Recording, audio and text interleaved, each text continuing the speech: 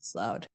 All right, well, welcome, my friends. I know it's going to be a small group today, but we're here with Pedro Iniguez, who is, where do you live in San Diego? No, you live on the. Los He's coming from Angeles. Los Angeles. Oh, never mind, from Los Angeles, and he recently won the Bram Stoker Award for Poetry, which is a huge deal. He's the first Mexican American to do so, but he's going to be reading some horror and hopefully some of your poetry, Pedro. Yeah, a bit of both. Cool, cool. And we're also joined by Julius, who is a phenomenal professor in his own right, and he is department chair of Little Village High School, and so he'll be starting us off. You want to sit? Yeah, yeah. Over here is great. Or, I mean, you could do it from here, just that he won't see. Oh, can you see him? Yeah, he'll be able to see you. I can see clearly everything. Yep. If you want to. I mean, whatever's most comfortable for you, because I did set it up over here as well. I'll stand.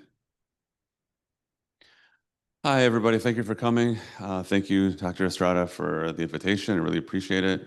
It's great to be able to talk books and literature and writing with anyone who wants to talk about it with me, and I'll do it till I pass out. So I appreciate that. Also, it's just an honor to be here also with Pedro Iniguez. I know we've done a few of other events together, and I want to say now that we're face to face, sort of, congratulations on your Bram Stoker Award.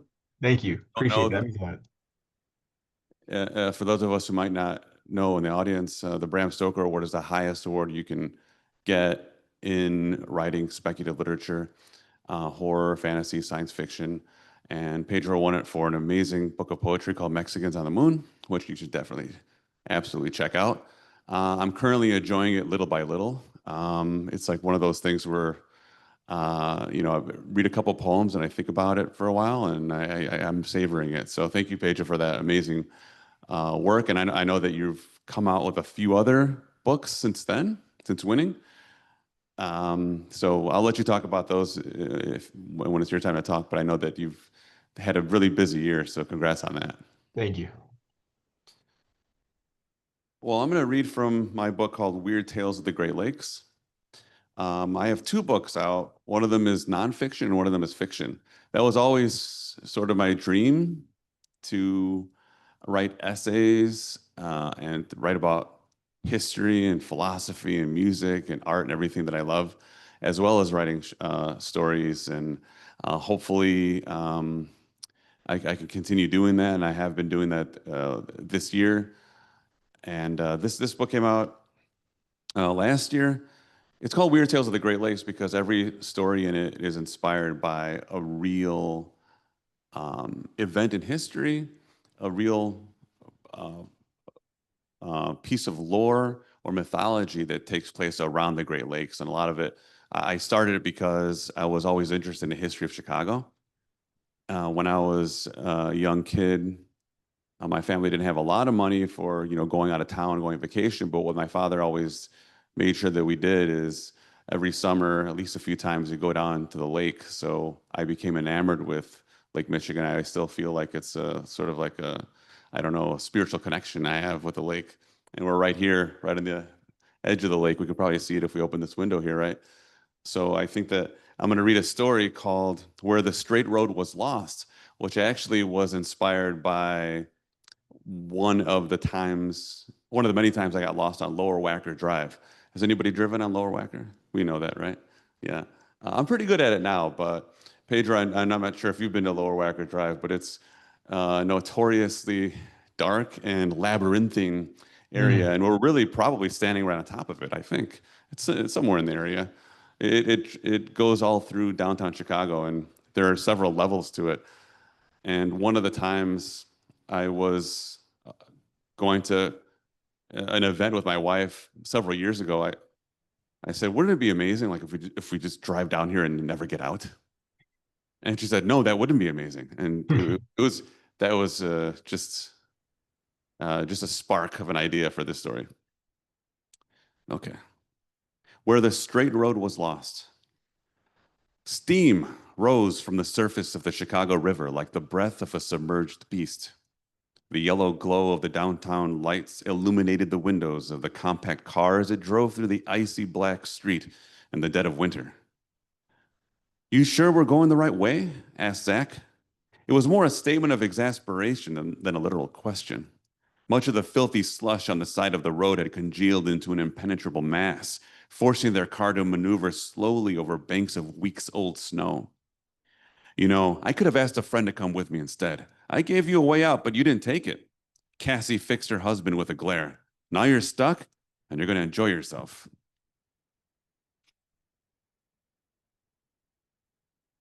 Night arrived early this time of year, bestowing its cold dominion over all. Zach turned the heat down in the car, which had become stifling to him in his overcoat. He unbuttoned it halfway as a relief. The wintry film over the windshield made it difficult to see the lane lines as they sluggishly zigged and zagged around blocks of towering skyscrapers and parking garages. Where's this thing taking us? Inquired Zach, zooming into the map on his mounted phone with his right hand, keeping his left hand on the steering wheel. Stopped at a red traffic light on a particularly potholed street nearing their destination. The couple was shocked to see a coyote cross directly in front of them. With tawny, mangy fur and a famished look, the coyote deliberately slowed to a stop as it trotted in front of the vehicle. Its focused yellow eyes were an intensified mimicry of the hazy glow around them. For a brief instant, the coyote seemed to regard Cassie, then turned its gaze to Zach. Within seconds, it continued on its way. The blaring of a car horn behind them startled the two out of their shared daze. The traffic light now green, Zach turned the wheel to the left and followed another slim thoroughfare abutted by walls of concrete, the substructures of massive buildings lined with steel gates. Cassie peered through the car window, trying to follow the animal, but lost track of it almost immediately. Have you ever seen anything like that downtown? Zach shook his head. No, but I've heard there's been sightings in recent years. He leaned in to take a closer look at his mounted phone. Wait, this garage is on a lower level street. The map is taking us under the ground. No snowplow had traversed this particular road. This being one of the oldest sections of the city, it was too narrow for any truck to enter. You didn't realize? Cassie asked. I just booked a spot with an address close to the condo building. You know, road conditions aren't exactly ideal to be driving around down there. Might as well park there now since it's already paid for, he thought to himself. I still don't understand why you want to hang out with these people. It's not hanging out. It's my new boss's housewarming, said Cassie. The car bounced along the uneven street surface as it approached the dark, cavernous entrance to the lower levels of the city. Its obscurity was exacerbated by the tall lamplights flanking the opening on either side. Thin ice crackled under the turning tires. Exactly. Do you hear yourself? These people are your coworkers, not your actual friends. They're just another brick in the wall to them. You're just another brick in the wall to them, a cog in the machine. As an adjunct literature professor and amateur guitarist, Zach was fond of quoting classic rock songs as well as books. He went on saying, Wendy doesn't appreciate you and all the hours you put in for her. Maybe not, responded Cassie, but I've got to show face. They'll think I don't want to be part of the team. She had been in her new marketing position for a few months now, and Zach had already determined the gist of the company's productivity philosophy. Work, sleep, repeat. Abandon all hope, ye who enter here, Zach said and squinted ahead, the car's headlights tilting downward as it rolled beneath the street level. Thick iron columns ahead were posted on either side of the tenebrous passageway. Zach shuddered in his seat. When he glanced at his wife, however, he noticed that she exhibited a curious countenance of expectancy. Great, said Zach. There's no signal down here. The streaming music on the car speakers sputtered to a stop, plunging them into eerie silence. You're going to have to read the numbers on the walls. That would soon prove difficult. Though the car was now safe from snow mounds, decades of grime caked each angular crevice on the sublevel. Monstrous dumpsters were pushed into shadowy nooks. Heavy chains hung from dilapidated fences, their jagged edges disappearing beyond the reach of the gloomy lighting. Here and there, corroded cars were parked alongside the stone walls whose painted signs had faded long ago. Turning a sharp corner, the rear tire hit an unseen curb and disturbed a flock of pigeons. They flapped their wings in alarm, taking to the air in the constrained space. Cassie noticed how their silhouettes lent them a sinister presence as they fluttered in all directions, as if to escape a vaguely detected threat residing somewhere down below that had been awakened by the couple's presence. Zach stopped at a low-ceilinged intersection and looked both ways while he kept his foot on the brake. A low concrete median separated the lanes ahead, which turned to one lane and curved to the right and out of sight. "I think we go this way," suggested Cassie, pointing to the right. We can stop there. I'm sorry? No, it's not at the end of the story. But should I read a little bit more? Okay. What's that? Oh, that's a cliffhanger. Yeah. I want to make sure I keep time here. So yeah, a few minutes. They hadn't come across any other moving vehicles, which they attributed to the sub-zero temperature and icy navigation. People did not leave their homes unless they had to. The car advanced, passing loading docks posed menacingly behind folding barrier arms. "Look for a sign reading Beaubien Court," said Zach. The street they were on seemed to go on for far too long without a place to turn or reverse. Plus, it grew darker the more they drove, as if the tangible weight of the world were crushing them from above. "I don't like this," said Cassie. "Let's go up and find another spot to park." At long last, an opening appeared to the right along their single lane. It was a dank tunnel, barely wide enough for their car. "We'll do a three-point turn." Zach moved the car forward a short way into the tunnel, and as he did, they saw a hint of light up ahead. "Look," he said, "that's got to be an exit. We can't go back the way we came. It's a one-way, and we can't get across the barrier." With increasing anxiety, Zach pressed the gas pedal. The car burrowed deeper into the bowels of the city. It certainly felt like they were driving further downward.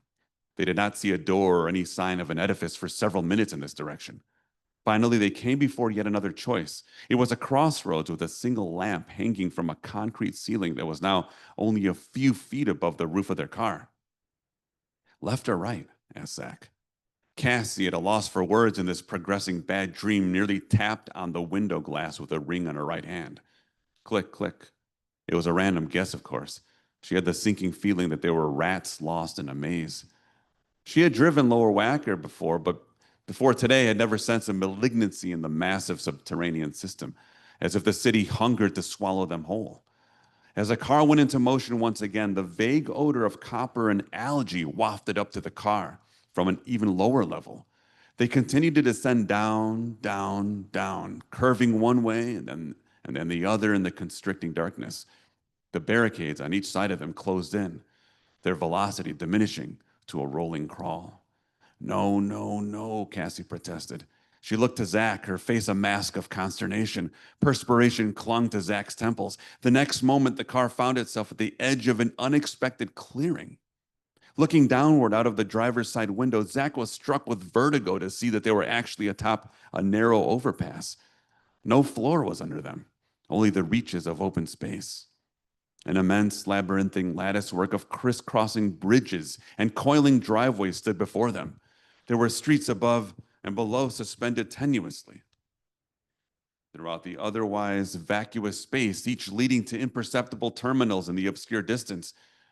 There were no other cars on this fiendishly absurd, convoluted structure. The high ceiling was penetrated here and there by twisting rods among the cracks. The unbearable stench of aquatic offal offended their nostrils like a fish morgue. Where in the hell are we? Zach's grip on the steering wheel was a vice.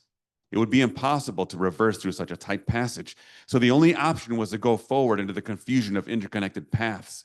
He carefully let go of the brake, allowing gravity to propel the car gently down the slope. On either side of the car, a steep chasm yawned like a cliffside's beckoning void. The car had steadily advanced by small degrees when Cassie and Zach registered a sound, a subharmonic rumble issuing from the unknown depths. How about there? Yeah. No, thank you. I appreciate it. A lot of that sort of was just trying my best to sort of create an atmosphere. And that story actually is a little bit of a, I don't know what I would call it, maybe like an Easter egg in my collection. All the other stories in the collection kind of stand on their own. That one in particular is part of a cycle that was created. And I'll tell you that it's a secret, but if you ever get a chance to read it, you'll see at the end it's part of an existing universe that was created by someone that I really admire. Yeah, yeah. Thank you. Okay, up next we have Pedro, who is going to read both fiction and poetry.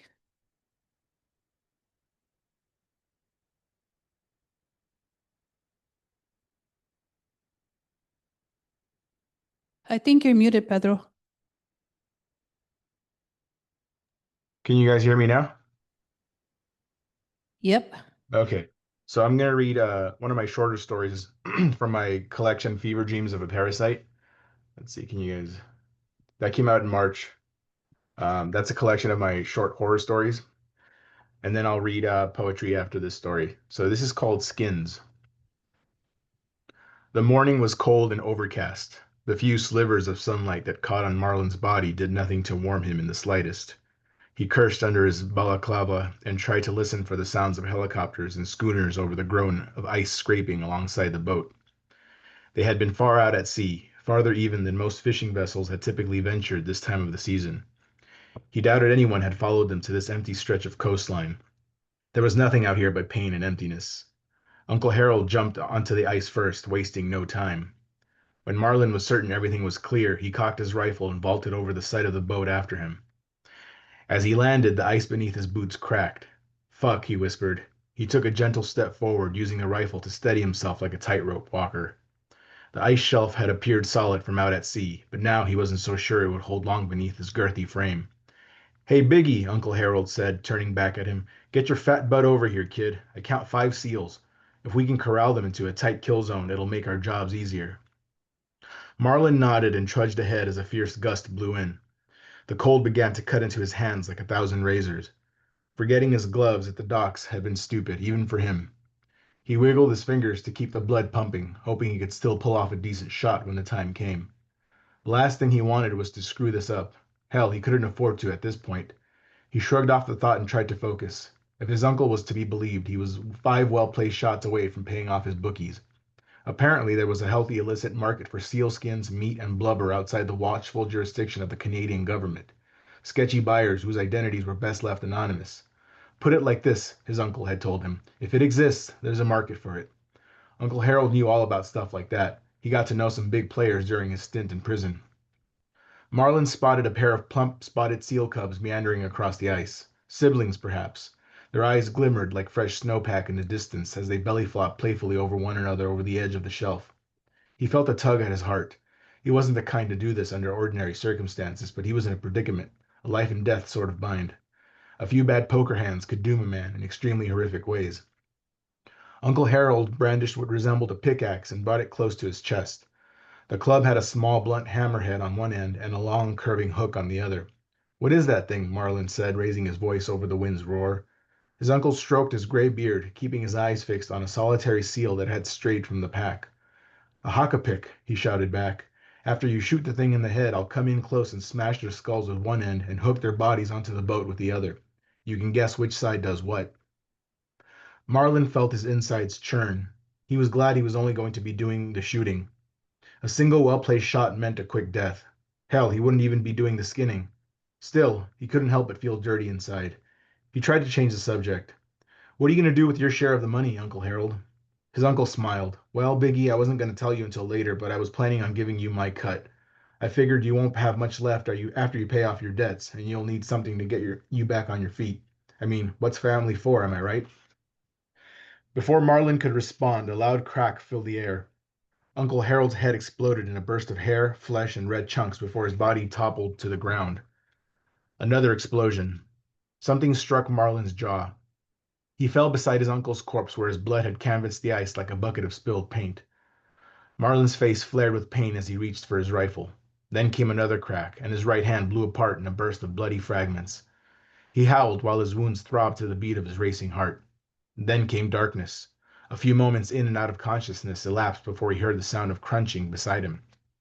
"These 2 will do," said a gruff voice. "Lots of skin between the both of them. Probably family." Said another. "Plenty of nourishment and warmth to be had. The buyers will be pleased." Marlin managed to turn his head slightly. A hockapick came down on his Uncle Harold's spine, the hook lodging itself deep into his tissue. Streaks of crimson trailed his body as it was dragged across the ice. In his peripheral, he spotted the twin seal pups slithering off the shelf and into the sea. He thought about crawling for the edge. It couldn't have been more than 10 meters away. Through the pain, Marlin inhaled a deep breath and with his remaining hand dug his fingers into a crack in the ice shelf and tried to pull himself forward. As he crawled, his head scraped along the jagged floor, the impact dislodging a few teeth from the cavity in his face. The crunching of ice reared up in the distance again. He lay still, crying. Warm tears streamed down his face, burning as they entered his wounds. That one lost a hand, called out the gruff voice. Yes. Should still fetch a fair price, the gruff voice added. Lots to work with. Lots of skin. The cold began to numb Marlin's body as he lay beside a pool of expanding blood. Before he blacked out, he heard the crunching of ice stop behind him. It was then that he was glad he wouldn't feel much before the end. That's one story. Now I'm going to read some poetry from my collection, Mexicans on the Moon, which won the Bram Stoker Award, um, as was mentioned before. So I became the first Mexican or person of Mexican descent to win the Bram Stoker Award. So this is the award right here. I don't know if you guys can see that. It's like a little haunted house. There's like a little door here that opens up and has like information about my award win. Let's see, can you? Yeah, so, and you can close the door and yeah, so um so this poetry collection was when I grew up reading science fiction, there weren't a lot of characters that had names like me or looked like me. So I wanted to create a poetry collection that kind of had Latinos or Mexicans or Mexican Americans in future environments, far-flung futures. And so each poem stands on its own, but if you read it from beginning to end, it kind of tells like a loose story, almost like a little novel. So I'll read a few poems here to kind of give you a sense of the feel of it. And it talks about humanity as a whole, not just Latinos, but they are in there. And so I'll read a few poems to you. This one is called Lobster in Chief. The crowd waited with bated breath as the first neurologically enhanced lobster elected president of the United States clambered toward the podium. The lobster hovered over the microphone, clamped its claws, and rubbed its antennae. A storm of neurons fired inside its ganglia, and its mandibles burbled out a rousing acceptance speech. The men whooped and hollered at the significance of the moment, while the women, relegated to years of waiting for their turn, clapped tepidly. This poem is called Harvesting the Future. Miraya rides the bus in the dark before the sun shines over those verdant fields. She plucks, ties, and bundles boxes of parsley amidst pools of sweat at her bruised heels. Robots are much faster, Jefe shrugs. That golden morning she and the rest are chopped, and she watches them hiss and zip up and down rows of countless swaying crops. Without steady employment, Miraya stays to be revoked. Her fate, her future awaits in a country that seldom cultivates any semblance of hope. Miraya rides the bus to school, where she studies, writes, and reads, hoping opportunities will sprout from those lovingly planted seeds. Wrench in hand, Miraya returns to rain-soaked fields as the machine revs back to life. Robots may be faster, she thinks as the storm ceases, but humans take their time. So this poem is called The Epidemic of Shrink Ray Gun Violence Plaguing Our Schools Must End. And it's sort of a metaphor for school shootings, only set in the future with shrink ray guns. Their atoms dust the floors of every school in the country. Those frightened children we can no longer console. Their cries have faded into inaudible wavelengths inside a quantum world where hugs and space-time both cease to exist. They have dissolved into mere fractions of their corporeal selves, their particles swept into dustpans and mopped into oblivion. Blame those new blasters inundating the market, stowed inside scores of scruffy backpacks, the preferred choice of disgruntled circuit heads throughout the nation. As parents, we stand before you requesting prompt legislation to end the rampant wave of shrink-ray gun violence endemic to our culture. We beg you, think of the children screaming beneath the soles of your shoes.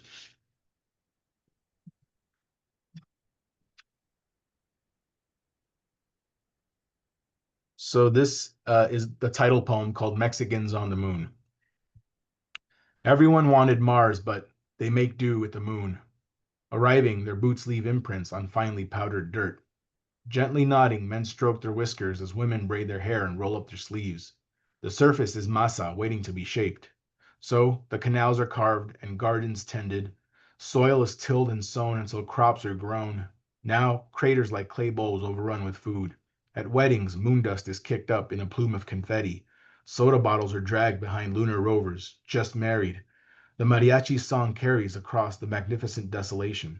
The radiance of love warms that cold, dead rock until it is a home.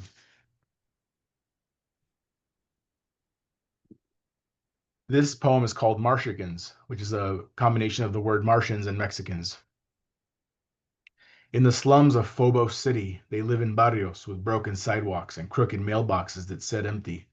They shelter in homes littered with sheet metal roofs stamped by ball-peen hammers, where adobe walls are sculpted by leathery hands, using dirty runoff and earth the color of ground coffee. The dwellings are baked by solar flares, cracked from wind-whipped erosion and slumping from the impurities in the soil. At night they sleep like sardines wrapped in blankets and wake to wide blue souls. They know red is the color of passion, yes, but also of hope, that one day here too shall rise great pyramids.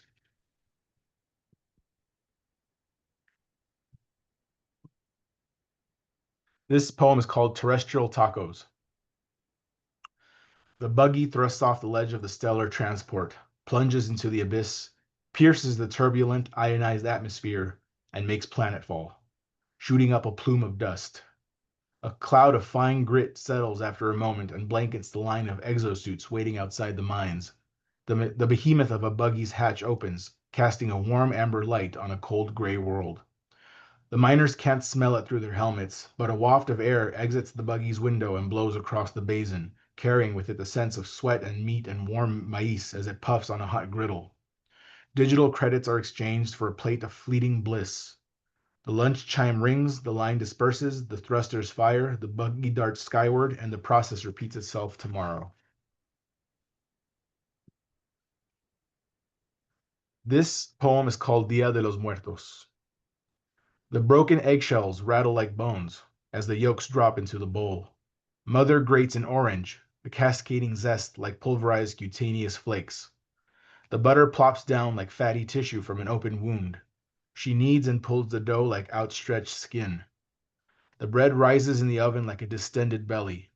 When it's finished, she sets the pan de muertos on a shrine by the clothesline. The bittersweet scent of marigolds wafts through the air, inviting the spirits to partake in this special sweet offering. On this day, we think of the braceros who perished to make this rock a home. As we call their names, a gust blows against the sheets, drying the light of binary suns, and the billowing drapes and blankets become vessels for the hungry ghosts of those we left behind. So this poem is called From Your Tears, Life. You were broken-hearted, your love had just departed. Silver tears flowed down your cheeks, rivulets of grief, dripping a big splash on the petri dish glass. Your science project went unattended all summer long. One day I realized your tears spawned big cities and thriving societies, aquamarine seas, lush hills, and sprawling valleys. Little people flagged me, spoke in our common tongue. They wanted to meet their creator, inviting you to see what they'd become. But how do I tell them your days were filled with pain, with grief and longing and strife? How do I tell them their God took her own life? Let's see. Okay.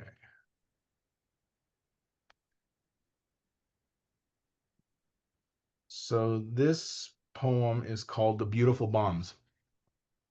Bombs can do some pretty strange things, you know.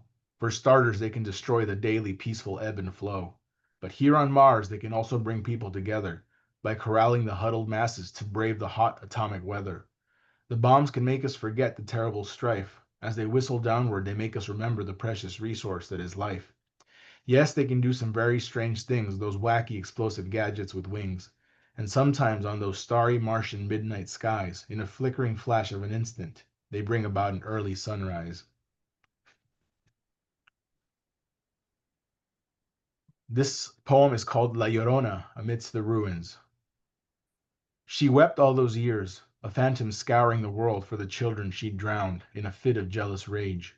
One day the earth shook and rattled in its own fit of fury until every house and monument built atop its face crumbled and collapsed into heaps of ash.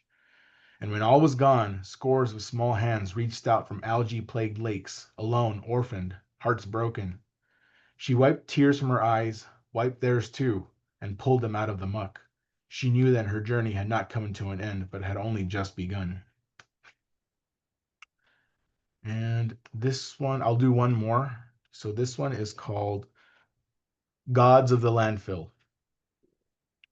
Martian archaeologists waded through heaps of filth in those great chthonic pits that survived annihilation. Within those ancient mounds, they excavated soiled masks of cloth, discarded toys, food wrappers, plastic cups, torn clothing, drums of oil, the carcasses of animals, severed limbs, and the remains of newborn offspring. Across every site and every landmass, they unearthed the same pervasive symbols: religious depictions of monarchal sea maidens and sigils of golden arches, portraits of smoking camels and big-eared vermin, the emblems of emerald suns and yellow seashells. Earthlings, the Martians discerned, were but primitive savages, zealots who came to landfills, offering their waste as tribute to cruel gods. A voracious pantheon that consumed everything until there was no sacrifice left to offer but the planet itself. So I'll stop right there. Yeah.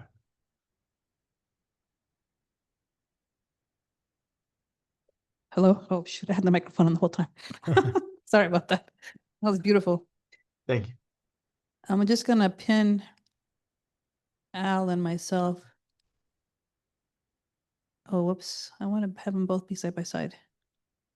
Hold on a second. I can do this. Hey, there we go.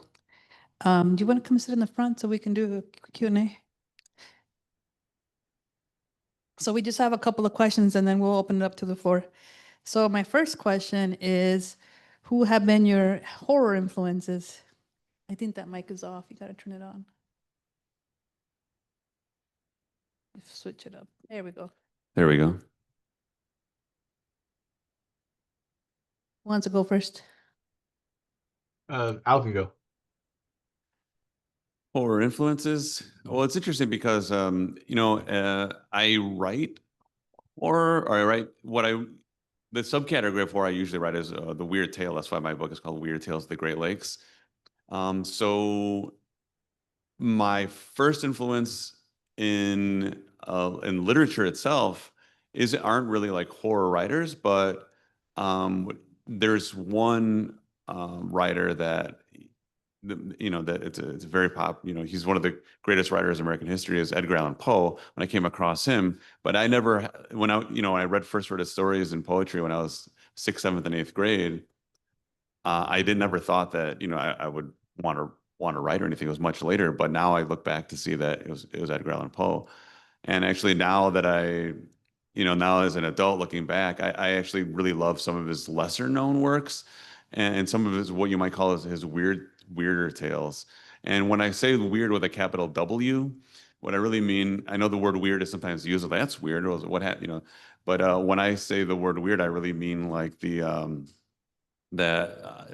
more of a genre in which the world is maybe not how we think it is, and the laws of physics, the way we live our lives, when something is disrupted, it's really difficult to negotiate in a psychological way.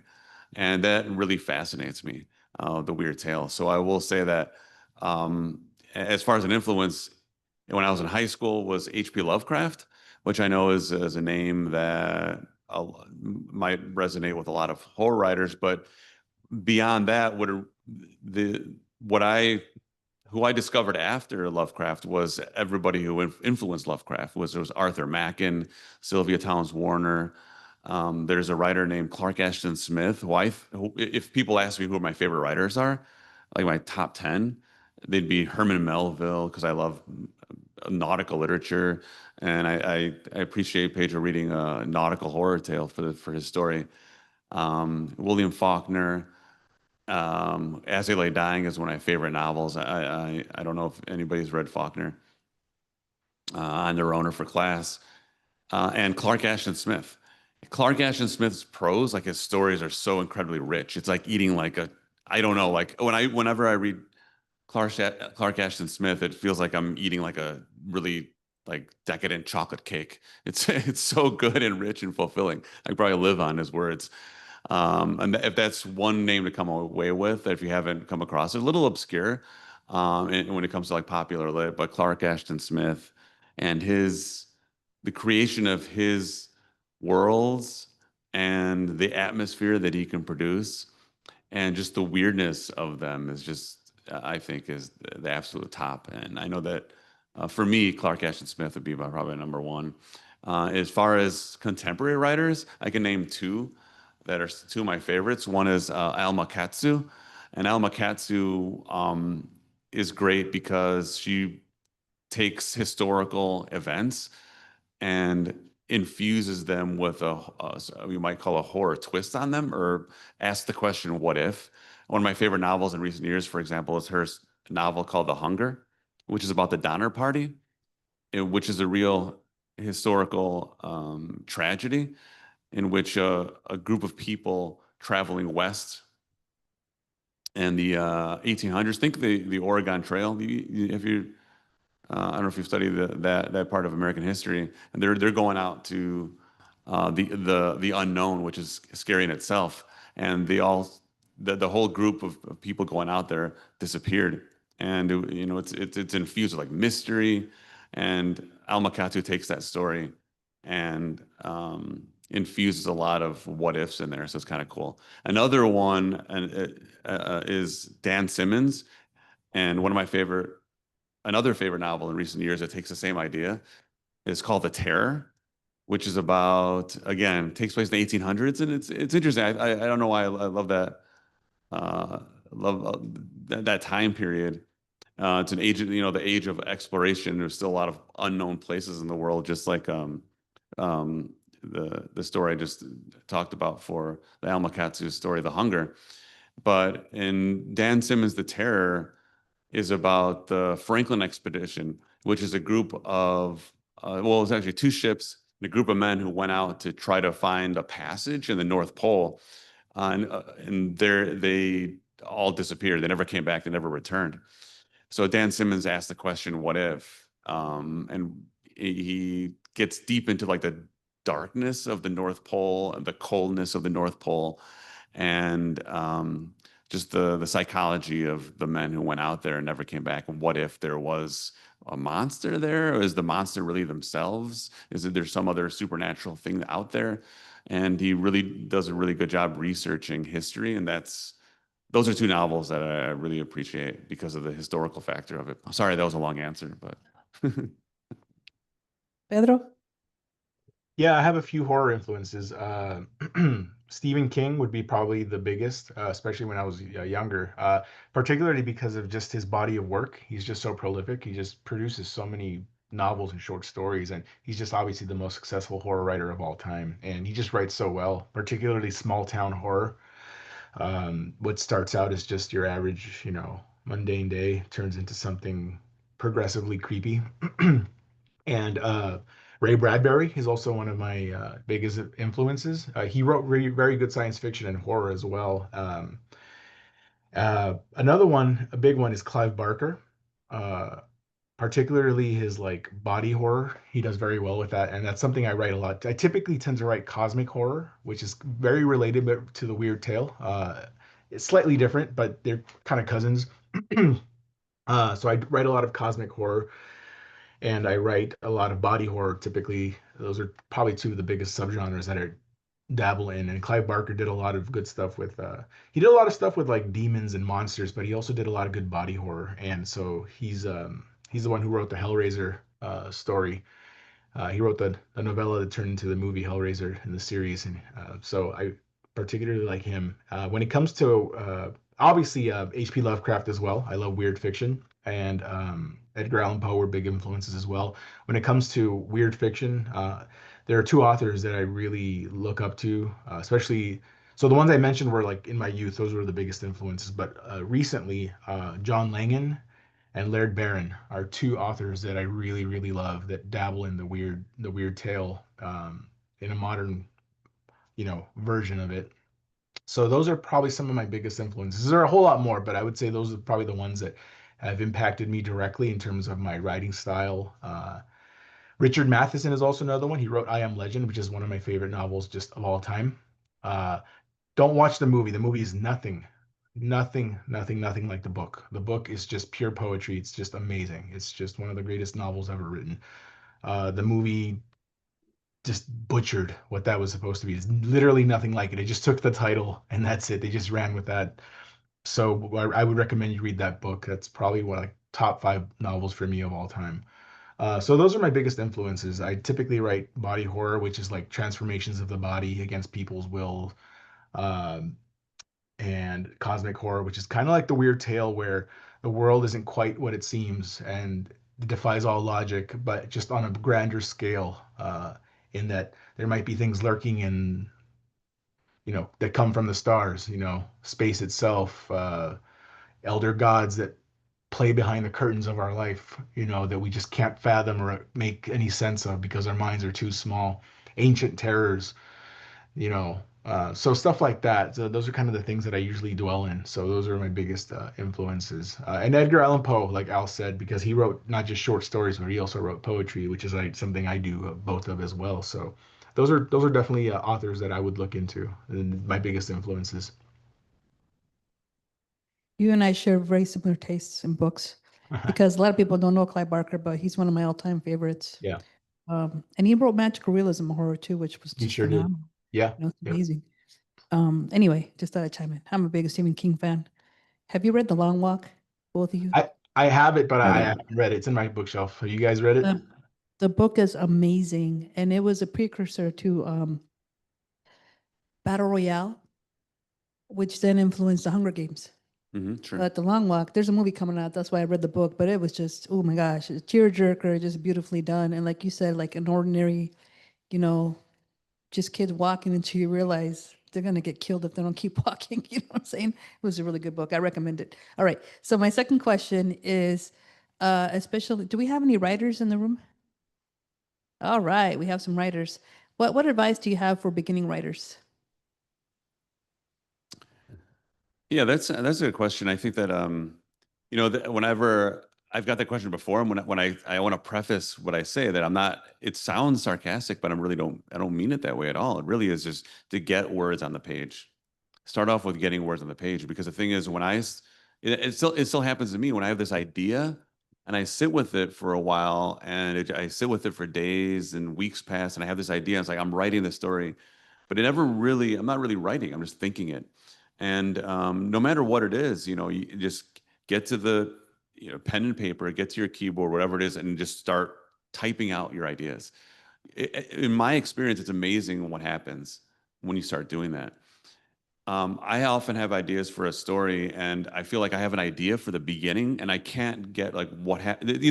I get stuck, like either because I have an idea for what's going to happen at the beginning and the end, but I don't know how to get there. It's like two places, right? It's like how do I get from like point A to point B?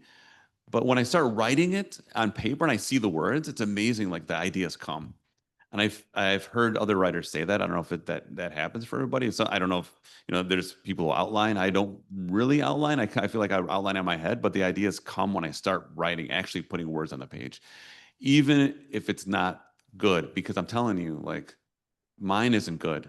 First drafts are not good. They're not. But at least in my experience, I'm working on a novella, for example, right now. I had 15,000 words, 50 pages written.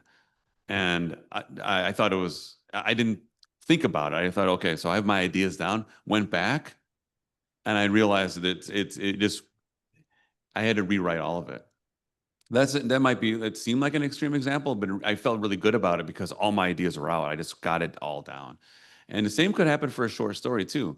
My 400 words can give you an idea for what has to come next. So the ideas come once you get words on the page. So what I would say is don't hesitate. Don't think about it. You have the ability to do it. Like trust yourself. Trust your ideas. Put words on the page and you can do it. I'm telling you, it'll come. Thank you. So for me, there's a lot of advice. I've been writing for 16 years. So, but if I had to break it down, it would be a few things.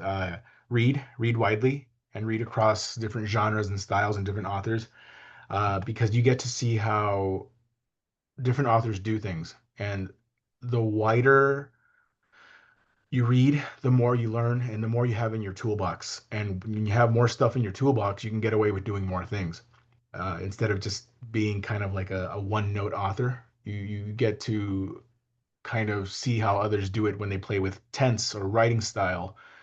You know, do authors write with shorter sentences or longer sentences? How does that affect flow and tone? So that's one thing. Read widely because it'll make you a better writer. Um, Second, like what Al said, that just get words on the page. Write, the act of writing itself will make you better. You know, if you practice something long enough, you absolutely will get better at it. You know, so and editing is where the real magic is. All my first drafts are trash. You know, maybe the concept is good and it'll be there in the heart of the story, but no one, very rarely do authors write a very, very good first draft as is. What you see when you read a book has gone through hours and hours and hours of revision. Um, so what we put out is what we want you to see, which is the final beautiful product. But it takes a long time to get it to that point sometimes. For us, some of us, you know, longer than others, but it takes multiple drafts of a story to get the revisions right, to get the edits right, you know, so the proofreading to make it look nice for you. So write down whatever you want to write down. Don't worry about how it looks. You'll get a chance to revise later. That's the beauty of editing. So read widely and write to your heart's content, whatever you feel like putting down on paper. You know, the act of writing itself, it's practice and you'll get better as time goes on. And don't worry if it looks ugly or you're not happy with it. That's the beauty of editing. You can change things. But when you get down on the page, it's there. It exists. You've put an idea into existence. You've created something. Now it's like molding clay. You just take a big lump of clay and it looks ugly at first, but slowly you start chiseling away and you start getting the shape of something and I see it's taking an image now. So by the time if you keep hacking away at it, you are going to get something that resembles something you might be happy with. So those are probably my biggest uh, you know, suggestions for a writer, particularly newer writers. So yeah, that's what I would say. All right, thank you. I want to add to that also, just to point, I know that you, so Pedro really focused on the idea of editing, and that's very true. I know it's really not the most fun part of writing, and it's hard work. However, as a writing teacher, I would say that the best writers that I have had are some of the best editors. Because after you finish something, you take a deep breath, and you know this if you're writing an essay for class or writing a report or writing fiction, whatever you're writing. And I would say maybe even especially for like writing a report or an essay for class, once you're done, you can take a deep breath and say, okay, I'm done. But in reality, if you can take that extra step, reread it more than once, it goes a long, long way. And and again, it is, like I said, it is hard work and it take work to do that because it's easy to say, okay, I'm finished. Let me just hand this in or I'm done with this. But in reality, if you do take an extra step and say, okay, I'm going to read it one extra time, take a look at it. Sometimes that one extra time goes a real long way in strengthening your writing and strengthening your work. And I've learned that a lot. It's amazing that I've actually learned that from like writing myself rather than just being a teacher. Because I used to say that being a teacher, but actually doing it myself and realizing that it's going over something one extra time. Even when you think you're done, one more time can really strengthen it like in a lot more than you think. Do you have questions from the audience?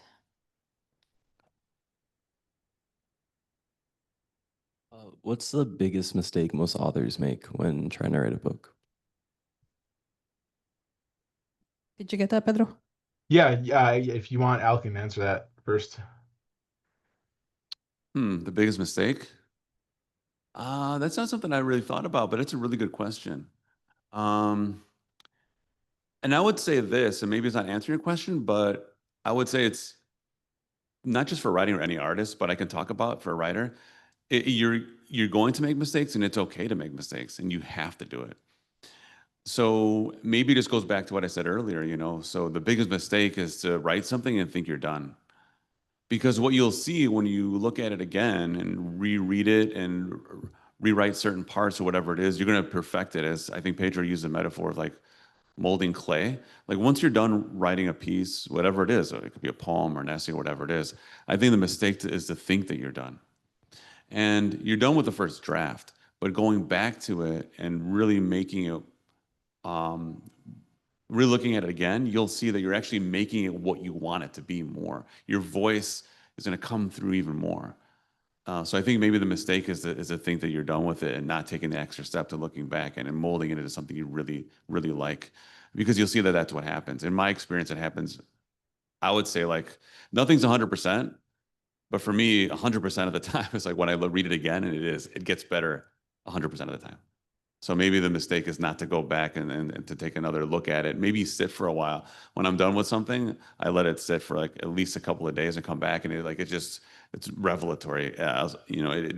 My voice comes out way more, and it's like perfected. Not perfected, but it more perfectly matches my vision once I do that.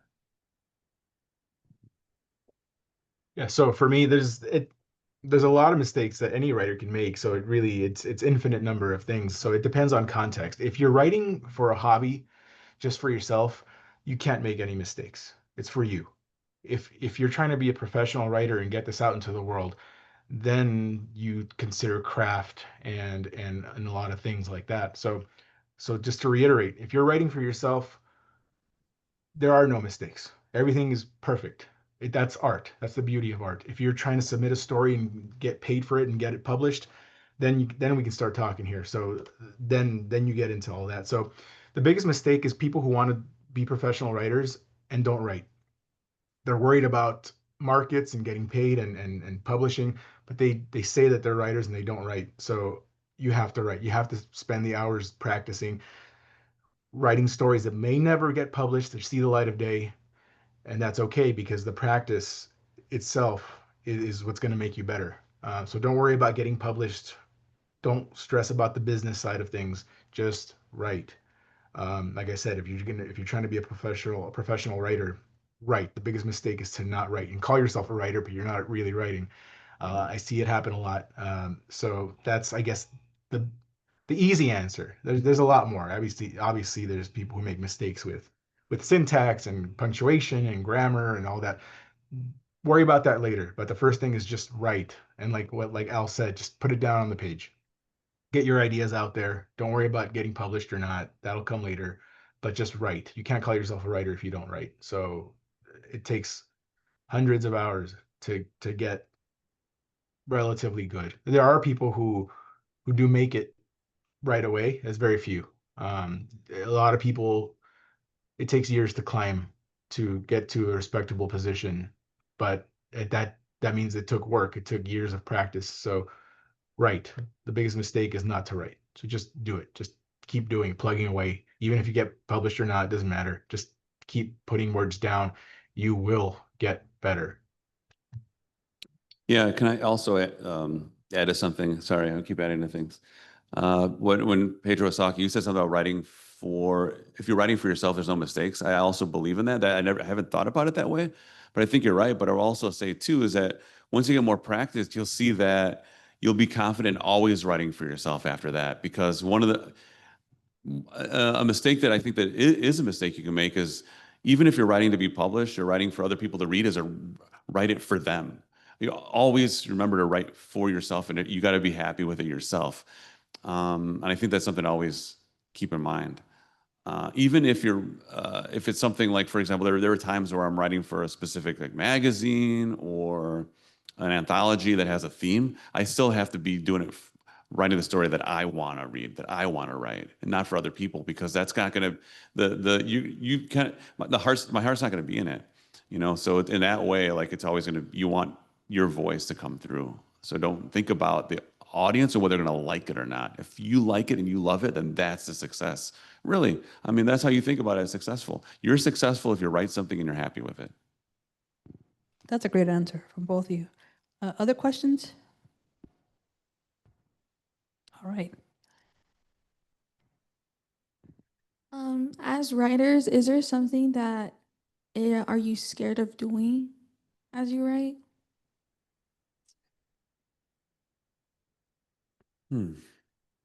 Good question. I'll have to think about that for a few seconds. I can Pedro, answer that. Yeah, I can answer while you buy yourself some time there. Everything scares me about writing. I'm just as scared as the newest writer. I'm scared that my idea might not turn out good, that my story might not turn out good, that it won't get published, that it'll get rejected. I still get rejected, you know. I've like I said, I've been writing 16 years. I think I have over like 140 publications of short stories, poems. I have like 5 books out in the world. I have a children's picture book coming out in October, and I've done so much, and yet every time I start a new story, I'm just as scared as I was on the first day, and that's just, I think that's just normal. But the difference between being scared and getting good at what you do is that you reach a baseline where even on your worst writing day, you become so good that it's better than the average person. So you won't fall below a certain level because you've practiced enough. So even on my worst day, even if I'm scared and I fear that my story's not going to be good, I think I've had enough practice that even on a really, really bad writing day, my story is going to be a quality story compared to the average world because I practice so much that, you know, even like a rusty former NBA star who's in his 50s will probably outshoot like the best high school basketball player because he just won't fall below a certain level ever because he's practiced so much. It's kind of like that. So that's something that can keep your fear in check is just the craft and how good you become at it. That even if you are scared of writing or having a bad story, your your craft, your skill will maintain you above a certain level. So that's the importance of practice. So for me, my fear is still fear of failure. And I think many writers probably feel that way. They might not admit it or they might not tell you openly because they like to talk just about the good things. Hey, I'm getting published. I have a book out. That's great. That's beautiful. They don't tell you about the in and outs, the daily problems, the fears they face, the anxiety, the depression. So there is a lot of that. So yeah, I am scared of failure just like anybody else is. So for me, and then you know, a lot of writers are very much in their head, so they're always second guessing themselves. So yeah, that's my biggest fear of failure. So, but that's what keeps me afloat is that I've practiced so much that that maintains me. I won't fall below a certain level that even if I'm scared of something, I'll still produce a pretty decent work. So for me, that's some advice that I'd give. Oh, that's pretty good. So I am absolutely fearless. So you can move on to the next question. I'm just kidding.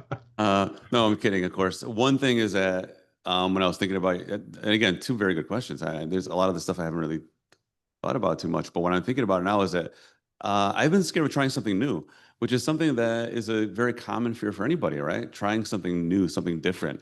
I feel so comfortable with the kind of thing that I might write. I know Pedro's written for a lot longer than I have. I started maybe try to write seriously like in 2019, 2020. I started it was during the pandemic when I really thought I could possibly want to do this more. So it's been 5, 6 years. But for those first couple of years, I got really comfortable with 2,000 word essays about history. I got really comfortable with like again, producing like the weird tale from those writers that I mentioned earlier, the 3,000 word story, and I feel like I knew the kind of characters and the kind of places and the kind of arc that my narrative would take. So after a few years, I had to ask myself, wouldn't this a good idea? This is a good idea, but I kind of tossed it to the side because I was afraid of going in that direction. And it's even something that I've faced, recently within the last year, is that I didn't want. I have this ideas in my idea notebook of novellas and novels. And I want to try something longer than 5,000 words, 6,000 words. I haven't really gone past that. So it was a scary thing because I'm thinking like, what if, like, I don't know, nobody's gonna ever look at this besides me. Why am I doing this? I don't have a publisher. I don't have a place to put this. I don't have anybody who's asking for this. It's just an idea. So what's the point? And I think that that's when you think about it that way, you have to realize that again, going back to you're doing it for yourself and realizing if there's one other reader that ever get a chance to read it, that is okay. Even writing for myself is like I said, I like it, and then it's a success. So at the moment, again, like I might have mentioned before, I'm working my way through this story that I'm writing, which is now 24,000 words, which is I think my longest stories and essays are about 5 to 6,000 words. So for me, it's like I don't know, this monster that's growing out of control. But people do it. I know that, writers write novels, and there are two other good writers here in the room who've probably written, longer pieces, I know, than 5,000, 6,000 words. So now that I'm at 24,000 words, I realize what that feels like. So I'm really glad that I did it. I'm very happy that I've got that far, and I can tell now that's going to be even longer. So, just getting past that fear and just going ahead and doing it. But the fear of doing something new, something different is probably something that I think that any artist or any person has to face at some point. Awesome questions.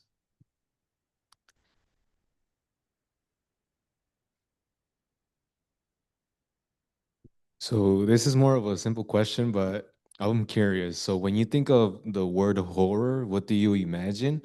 And do most of your horror stories are they created from the outer world that you experience or your inner world? Question.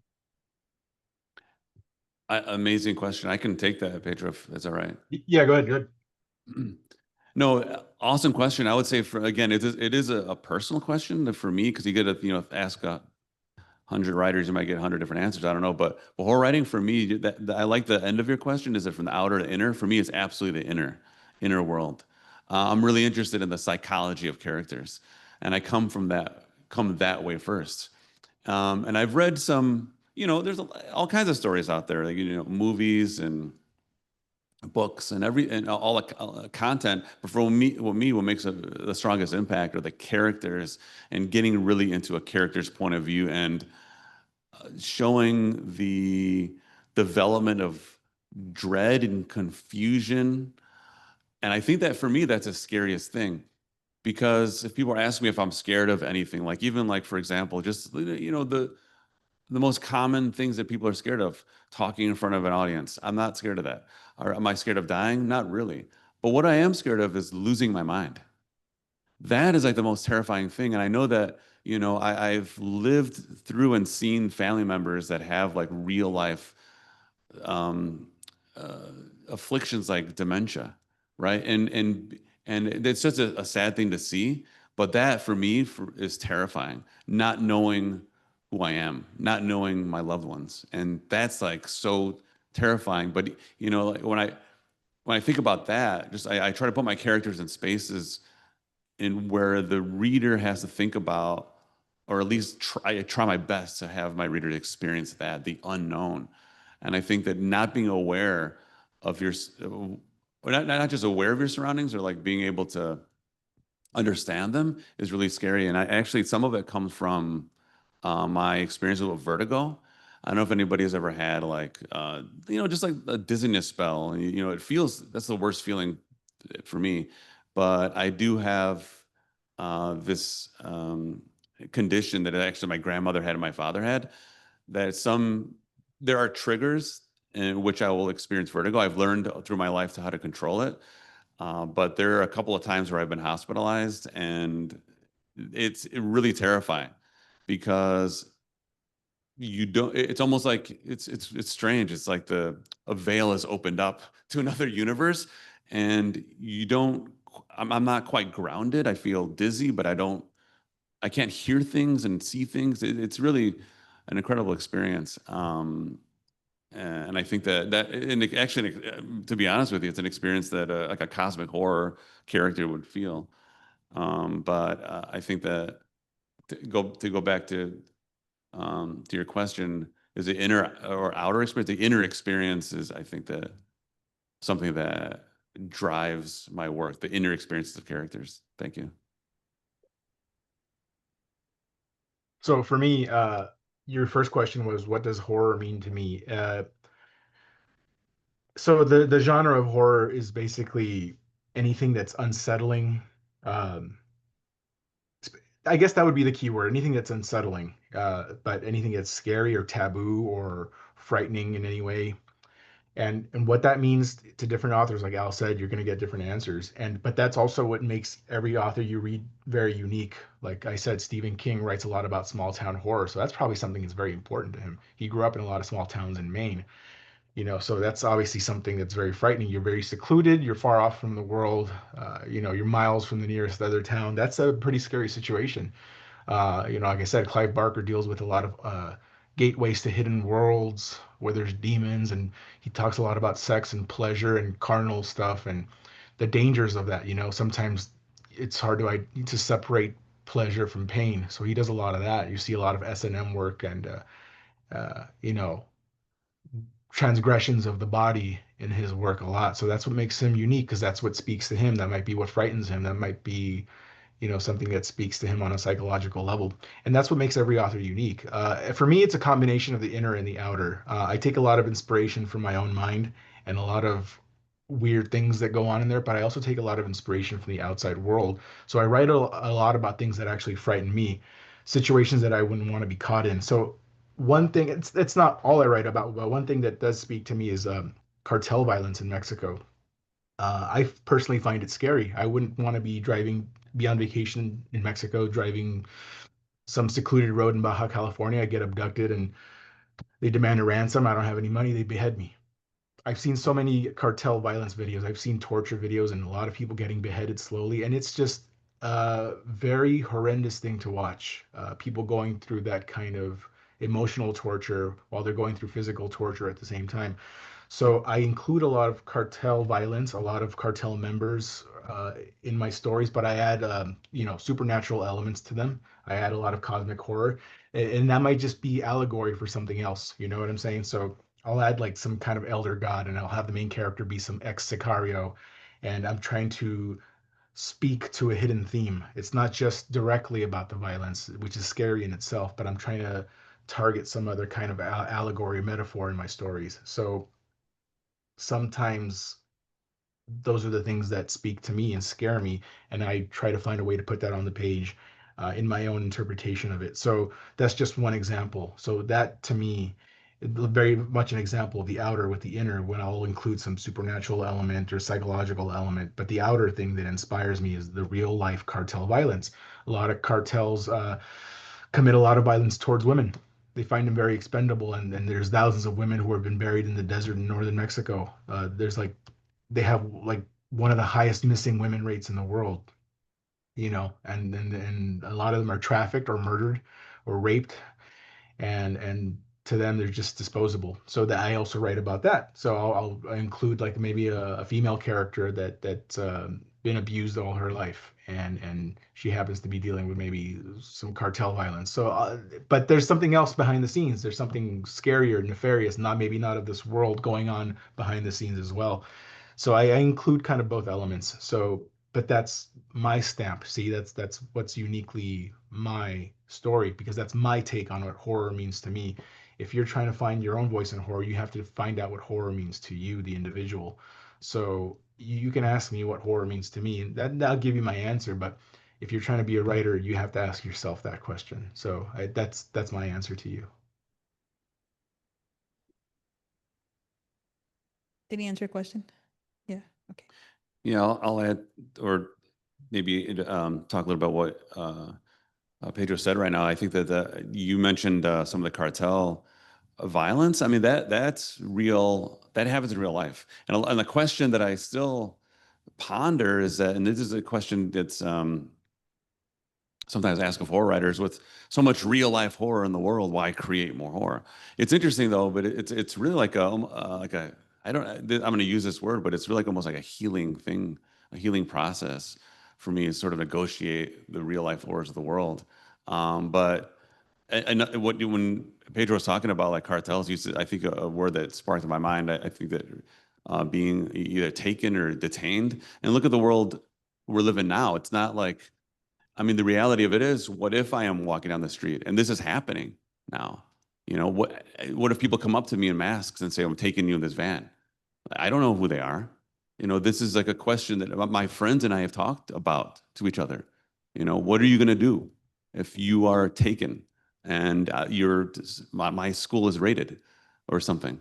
That's a terrifying thing. Am I going to fight back? I don't know that, but that's something that's right now that is a horror that I feel like I'm living through and we're living through. Any other questions? You can ask more than one question. Throughout your life, were there any experiences in particular that inspired you to become a writer?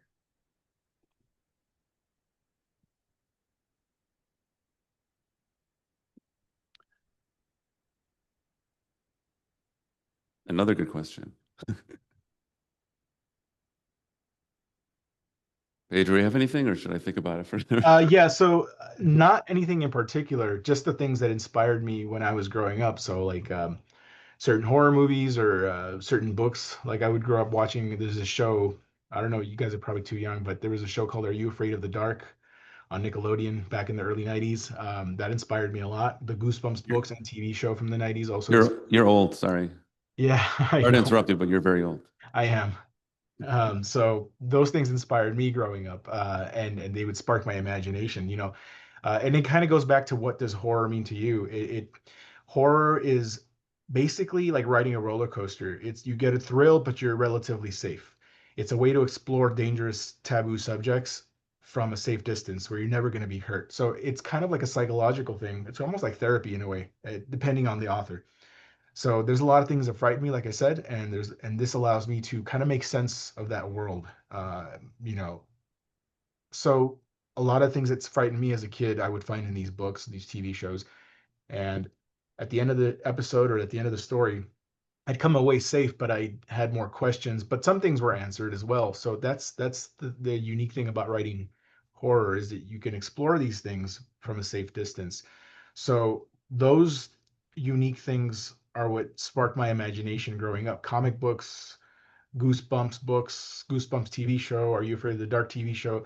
And I'm like, wow, this is some scary stuff, but I walk away with a thrill, with the feeling of having had a thrill at the end of it. So that kind of sparked my imagination. But it wasn't just horror, that was science fiction and fantasy, all those other genres as well. Especially as a kid, playing with action figures, you make up stories, in your head. So I guess when it comes down to it is the urge to want to tell stories and whatever genre that may be that inspires you to do it. So it wasn't like I had some traumatic event as a kid, if that's what you're asking. Um, I have seen a lot of ghosts and supernatural things in my life. I've seen demons and ghosts and UFOs. Surprisingly, none of those things actually inspired me to want to write horror. To me, it was very just kind of, I experienced these a lot throughout my life, and to me, it was just very mundane thing. But that surprisingly didn't relate in any way to me wanting to write horror. It was just the urge to want to tell stories, just a very primal thing. So it just so happens that horror is one of my big loves. I also write science fiction. I write them both equally. But the stories are very different. So for example, when I write science fiction, the stories tend, not always, but they tend to be a little bit more hopeful. When I write horror, obviously, they're a little bleaker and they are more like scathing critiques on society or ourselves and our worst demons. Whereas science fiction to me might speak more of possibility and hope and where we can be if we outgrow ourselves. So it depends on the genre. But particularly to answer your question, no, there wasn't anything specific that made me want to do this. It's a combination of things. This big pile of ideas that made me say, hey, I want to tell stories too. So that's my answer. Okay, let's back up a little bit. You've seen ghosts and demons? Is that what I heard? Yeah, yeah. I've experienced the ghosts, a lot of ghosts. I have a lot of true life ghost stories, and I had a demon attack me, and I've seen flying saucers and floating blue orbs, which I mean, I'll just for the sake of not knowing what they are, UFOs, unidentified flying objects. I can't say what Right. it was, but if I had to, you put a gun to my head, I would probably say it was something extraterrestrial. But I've seen a lot of weird things in my life, and but surprisingly, they've never scarred me or they didn't influence me wanting to be a writer. Uh, those are kind of separate things that I kind of keep. Like those are just matter of fact things that have happened in my life that I, for some reason, never. I rarely talk about ghosts. I don't write about ghosts a lot. Surprisingly, and I've seen ghosts. I don't write a lot about demons, and like I said, I've seen demons. Uh, I write about the things that scare me. Those things didn't really scare me. They were kind of shocking, but they didn't scare me. I write about the real world things that scare me. Cartel. I'd rather see a ghost than get beheaded by a cartel. You know what I'm saying? Um, Yeah. so those are the things that scare me, and I want to kind of portray in my writing. It's almost like a message. It's a scathing critique. If I write about cartel violence, I'm writing a scathing letter to Mexico and saying you have let them overrun your country and look at the violence they're committing. So when I write stories, most of the time, sometimes it's to entertain, yes, but a lot of the times you'll find that there's subtext in my writing. It's trying to say something. So that's why when Al said, "Why do we write horror when it's already a horrible world?" Sometimes people need to be woken up. Sometimes people take the message differently. Sometimes a story will speak to you more. Sometimes to some people, a song will get your attention more, or poetry, or a movie. So we express these things through different vehicles. For me, it's writing. So I hope to tell you, the reader, something. I hope to wake you up. I hope to make you think about something. So that's why I write horror. Yes, there are horrible things in the world, but sometimes people are kind of asleep to it, or they don't care, they're indifferent. I hope that when I write a horror story, it might get you to pay attention. So that's why I do what I do. Yeah, I want to get to the question, but I know that this gentleman here, you had a comment or no? Did you want to make a comment? He had his hand up a few minutes ago. Okay. Go ahead. So, what's your favorite horror movie so far, and why? For an example, for me, I actually enjoy watching Texas Chainsaw Massacre, for an example, along with trying to see what other movies I've seen that's a horror film. Oh, yeah, Poltergeist and Annabelle. Thank you. Al, do you want to answer the first question, and then we'll hop into that one? Oh, sure. Well, the previous question, right? I'll say something about that real quick. Is that actually when you asked about whether something occurred in my life to make me become a horror writer? Yeah, there's like Pedro, nothing specific necessarily. However, it does go back, I guess, to childhood, and I think that maybe I can mention. And I didn't. This skipped my mind earlier, but Pedro, I think that you and I are going to be in a book together, Poison Soup, right? That's in Oh yeah, December. yeah, that's right. Yeah, and that's going to be the second table of contents we're sharing. So it's a really cool thing. It's by, I think it's Bridget Gates Press, I believe. Yeah, Is that right? yeah, yeah. Okay. Yeah, I didn't want to get mixed up. So in this book, it's called Poison Soup. It's coming out in December, and it's an anthology of horror. Correct me if I'm wrong, Pedro. It's horror writers who talk about their earliest experiences and memories with horror, right? Yeah, what inspired their love for horror, or just kind of like anything you want. So it's essays and short stories and poetry and all of those kind of relating to your experiences, why you love horror, what it means to you. Yeah, so that's a really good. I really look forward to reading that. But for my essay, I wrote about an experience I had several times with my dad when I was very young, watching what's called the Twilight Zone Marathon. Mhm. So I think it's still around the Sci-Fi Channel, other channels. So every New Year's Eve, all the way through like New Year's Day for like 2 days straight, they play all Twilight Zone episodes. And if you know, the Twilight Zone is a show that was around in the late 50s, early 60s, mid 60s. Yeah, so a lot of the most popular episodes are early mid 60s. So watching those with my dad when I was, 7, 8, 9 years old, and staying up real late when I was on winter vacation from school, and watching these really creepy episodes that my dad liked to watch, and kind of staying up eating popcorn with him. That's just like a memory that I write about in that book. Yeah, so thank you for that question. To talk about movies, you say my favorite horror movies.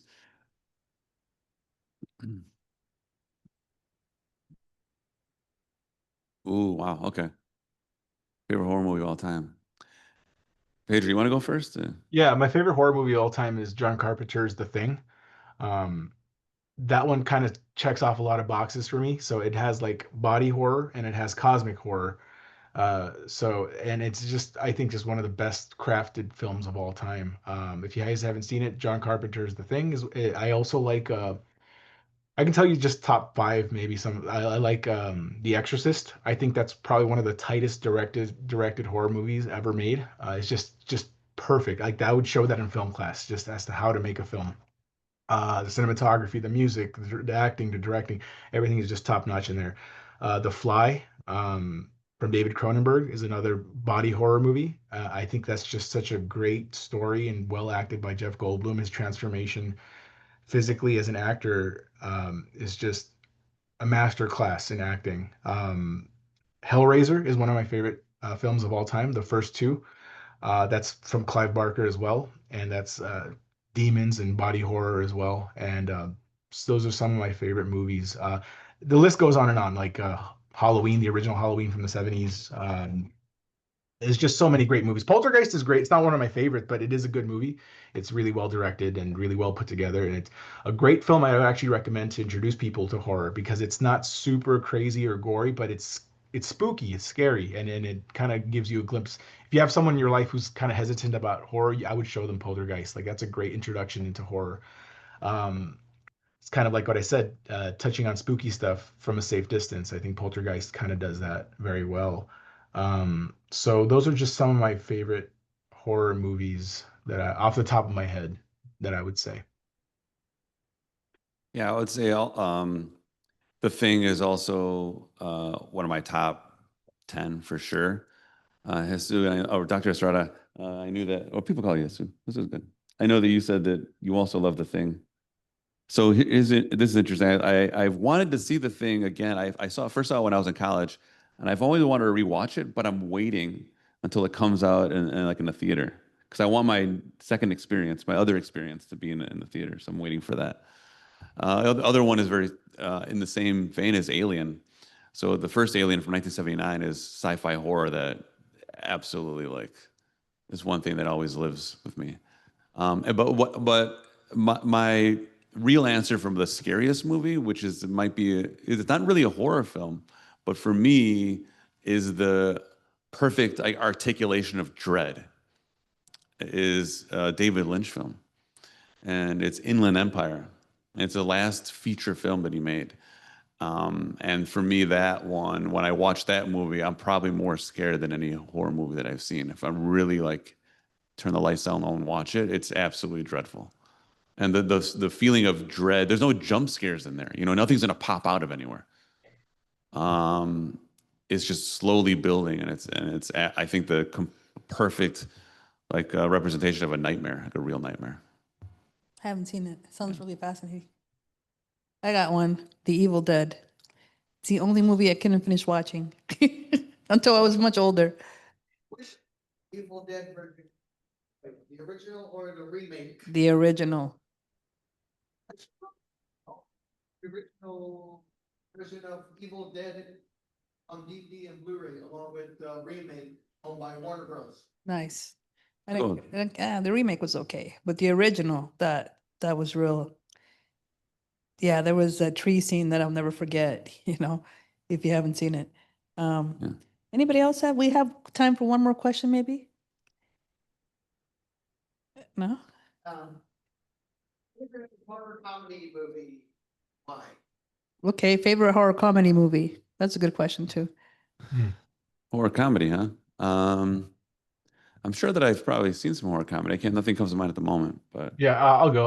Army of Darkness is probably my favorite, Okay. which is the Oh. third in the Evil Dead series from the early 90s.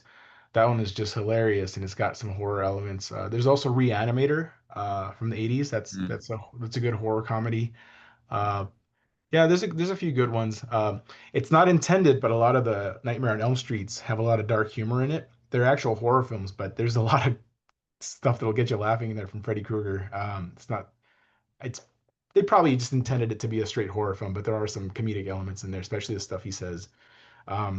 But there's a lot, but my favorite is Army of Darkness for sure.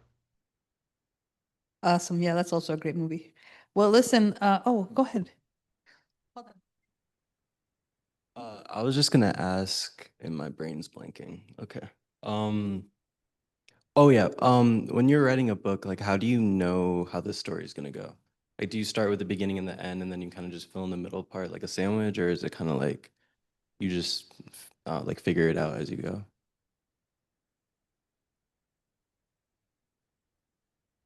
Well, I can start with that one. It's not always the same process, but again, a really good question. I definitely have a character and place in mind. It's always starts with a place for me. I start with places. Like settings are always is what just comes. My ideas usually come from settings, and sometimes it could be something that I notice like in real life, and I kind of the more I write, the more I kind of just remember those things or write them down. It's really important to do that. And I have an idea of what the ending probably is going to be like, but it's not. A lot of times, it's not definite. And I feel like the reason I used to think that way, but what happens is that when I have a idea for like a setting and a place and a kind of tone and a character or two that's going to be part of it, and I want or this character to experience something, then as I write it and I have an idea of the ending, then it becomes more solidified as I write the story. So good question. But for me, I usually don't have like a very definitive, exact, like detailed ending. But the beginning part, I know the setting is detailed and I know the character's detailed. And a lot of like, and one very quick example, I know we're running out of time, but my daughter and I, she's 13. So I took her to a music festival. We were actually on the L train right here. It was very close to probably I saw these windows here. And it was later at night, 9 o'clock, 9:30. And this man came on with a huge backpack on his back. It was a really like absurdly large backpack. And he came on, he didn't sit down. He just stood by the doors. And this happened last summer. And I told him, and we just kind of looked at each other. And I thought, when I was looking at the guy, I thought I saw like a movement in the backpack. And I said, "Did you see that?" I said, "Well, is there someone in there?" And then he got off at the next stop. Hey, that's a story right there. So now I have the train, I have the man. Now I got to figure out what's in that backpack. See? So there's a lot of my stories come from that. Recently, I feel like it's been coming from those kind of experiences. But yeah. So for me, just really quickly, it varies from writer to writer, and even from that individual writer, it might change. Some writers, like Al said, that they don't plot anything; they just kind of just let their subconscious just take over. They just start writing and see where it goes. There's people who are plotters who outline the entire thing. They know exactly what's going to happen. That usually I do that. Usually I outline the story from beginning. I do like a bullet point system where I just beginning, here's what's going to happen. Then in the middle, here's what's going to happen. And in the end, here's what's going to happen. Now I have to connect those dots. And how am I going to get there? So there's people who do a kind of a combination of things who I'm going to just generally do a very loose outline. Here's what needs to happen absolutely. And then I'm just going to wing it from there. And sometimes it varies from book to book, from story to story. So sometimes I might take a different approach depending on the story. Sometimes I tell story. There are a few instances where I've written some short stories that are told in reverse. So you have to figure out how to plot that, to make it work, to connect those dots, and make it, synchronized really well. So it depends on you, on what services the story best for you. And sometimes people keep very good track of ideas in their head, notes, facts, and all that. Some people don't. Some people need to write it down and make sure everything is in order. I need to write everything down. I'm plotting every single detail before I start writing. I need to know exactly what's going to happen, and then I just write it out, which makes it easier for me. The outlining can take a long time, but once you have it down, the actual story writing becomes a lot easier because you're not questioning what needs to be done now. You know just how to do that. But at the same time, it does inhibit you from exploring new things that might not have come to you. That's the advantage of writing without an outline, is that you let your subconscious take over and you explore things that might not have been open to you. You might be open to new ideas that you weren't originally thinking. You might go, that's clever. Why didn't I think about that? Whereas outlining, it does help you maintain a very solid story structure, but you are being rigid, and that it might cut you off from exploring new ideas that might be beneficial later down the road. So it's best, you have to toy with these things on your own and see what works best for you. I would say most people use some kind of combination of outlining and not outlining, writing subconsciously. So, it depends on you, but it works best for you. All right. You guys did a great job asking questions. I'm like, whew. And you got a question from every audience member, which I think is beautiful. But let's give them a round of applause. Thank you so much, both of you. This has been a great event. Thank you, guys. It was really good questions, and I really enjoyed discussing all these things. Absolutely. Thank you. I agree. Great questions. Thank you so much. Yeah. I hope to see you both again soon. Definitely. Thank you.